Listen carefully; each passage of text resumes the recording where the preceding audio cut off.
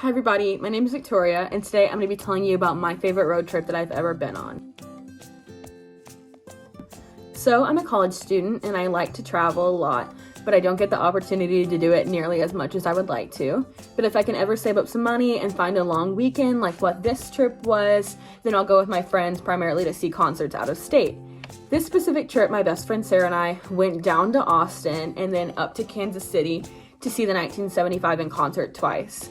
This shirt is actually from the concert, so I thought I'd wear it. Thought it was a fitting occasion.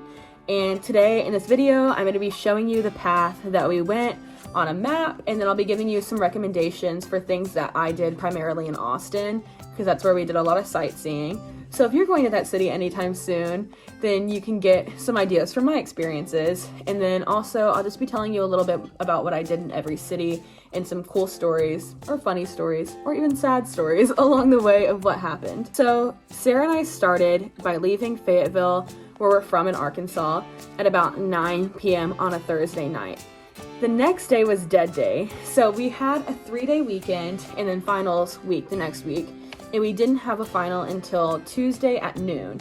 So we wanted to kind of plan the trip in that area, and to get as much done as possible, we had to leave at night on Thursday. So we ended up going to Euless, Texas to sleep in an Airbnb for the night.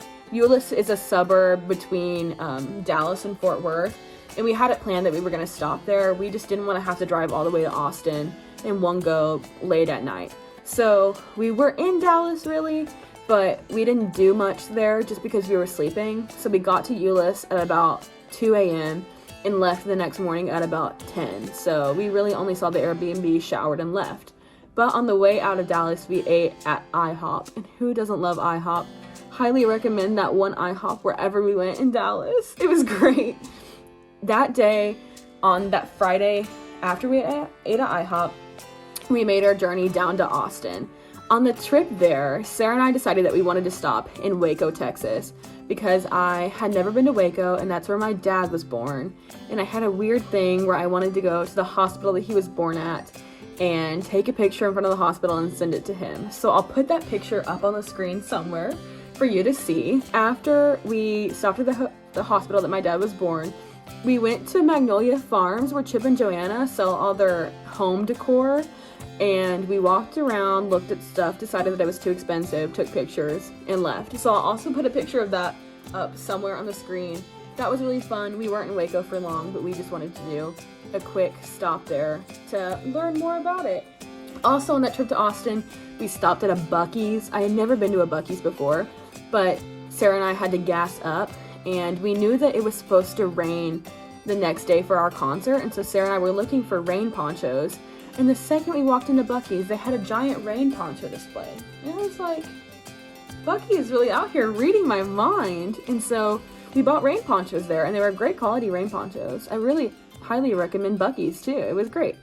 So we got to Austin in the afternoon of that Friday. We ate at this impeccable local restaurant called Chili's. I'm kidding. It's the chain restaurant Chili's. We wanted to get the 2 for $22. But we ate at Chili's and went to our Airbnb to kind of get figured out. Our Airbnb was a shed in somebody's backyard, but it was a lot of fun. I like having kind of like a separate area from the big house where the host lives, just because it feels a little more private for me. And the shed was actually pretty spacious for just fitting 2 people. For anybody out there who's a college student who is going on a road trip, I really highly recommend Airbnb, because sometimes it's hard to find hotels if you're under 21. And Airbnbs are really great because you can read the reviews on the hosts, and some of them are even verified, so you can feel a lot more safe whenever you're taking a trip. So Sarah and I that night, we really didn't do much. We just kind of drove around Austin, and we slept in our Airbnb, woke up the next morning to do some sightseeing in Austin before our concert. So primarily we went to South Congress Street in Austin. It's kind of this like eclectic road, kind of like if you've ever been to Fayetteville, kind of like the equivalent of like a Dixon Street. There are a lot of stores over there. Some are chains like Madewell, but they also had some like Austin specific, South Congress Street specific stores that we went into. And I bought a t-shirt that I actually wear a lot based on the mural that is on South Congress Street that says, "I love you so much." It's kind of like apparently like a big thing in Austin, and I really liked the shirt, so I bought it to commemorate that wall. And then afterwards, Sarah and I ate lunch at this place called Home Slice.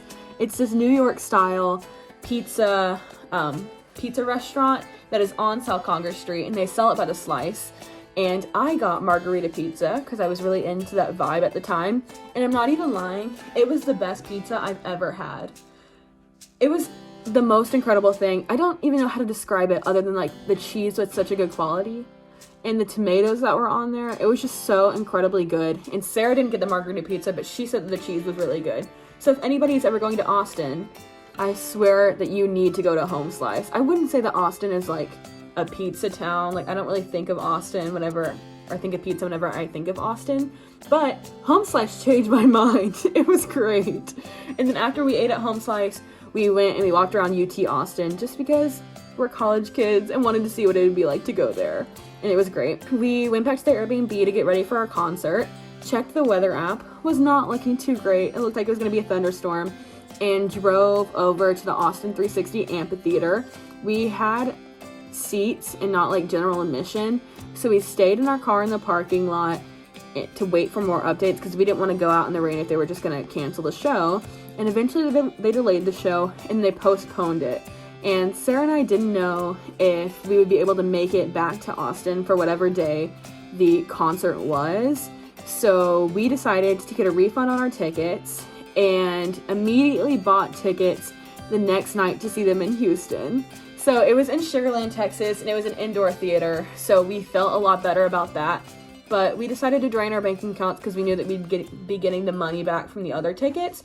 And we decided to get tickets to see them the next night. So we drove back. That night, the drive was one of the most stressful things in my life because Sarah and I decided that we wanted to take a back road instead of taking the main road that was so busy. And like I said, it was a torrential downpour. And we went this country road and we got to the part of the road that had like a divot in it. And this divot was like flooding with water and it wasn't big enough for you to be able to drive across. And all I could think about were those signs that are like, turn around, don't drown. And so we didn't know what to do. We would have backed up, but there was lines of cars behind us at that point. And we called the police and we said, we don't know what to do. And the police helped us out of it. And eventually we had to go back the trafficy way. So that night we went back to our Airbnb, woke up the next morning to go to Sugar Land, Texas. So I actually drove. We took Sarah's car, but she let me drive on the way to Houston. And we did literally nothing in Houston other than go to that venue. We got there, we got in our seats. We had the seats in the very back of the venue. Like, our head was on the wall. It was the very back seat. So it wasn't a great location seat-wise, but the venue was smaller than the one was in Austin. So it ended up being fine. Also, it being indoor kind of helped like feel like we were a part of it, even though we were in the very back. And then the seats were also kind of high up. It was like more of a vertical venue than like a horizontal one. And so we were able to see everything and we had a really great time. That night we left the venue at about 9, probably 10, maybe 11. And Sarah drove back and I feel so bad. I was so exhausted and I know she was too. But I fell asleep while Sarah drove back on the straightest country road of all time. I don't know how, but we ended up coming back on a different road than we came in on.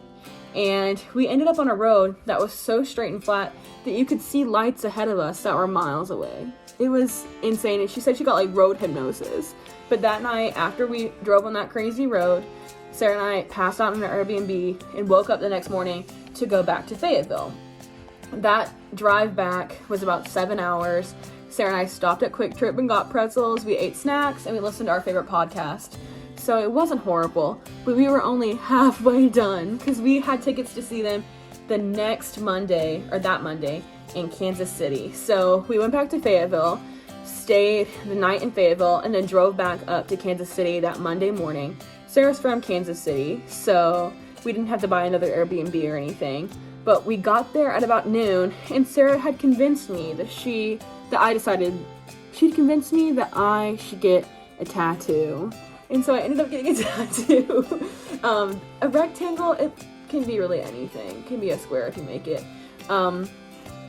It's like a rectangle is the 1975 thing, It's like on all their album art and then in all of their concert decor, and they always have rectangles everywhere. So I got this to represent the road trip that I went on, the time that I spent with Sarah, and then I'd gone to see the 1975 a lot with other people. So it kind of also represents all of those other people that I've seen them with. After that, I got a tattoo. We went over to Bonner Springs, Kansas, where the concert was. And Sarah and I decided that we wanted to wait out in line like 4 hours in advance because we had lawn tickets. But if we were going to have lawn tickets, we were going to have the best lawn tickets ever. So we got in not the very front of the line, but like pretty far up to get really good lawn seats and like right at the gate of the lawn. And eventually they opened up the concert venue and we got seats right in the front. But it looked like it was going to rain again. And by the time the second opening act went on, they said that the concert was delayed and that everybody had to leave the venue. So once again, Sarah and I had been played by the weather and we had to go back to our cars and wait out this giant thunderstorm. While we were waiting for the thunderstorm to get over, for some reason, people all started to get out of their cars even though the concert hadn't been like put back on yet. Like there were no notifications that said that we were allowed to go back in. But people decided they were going to line up in the lightning anyway. And whenever that happened, I was like, well, we have to go too. We can't have bad lawn seats after we've been here forever. And so we went out and we bonded with these two guys over our love for the 1975 and some few other artists. And then also our fear of getting electrocuted.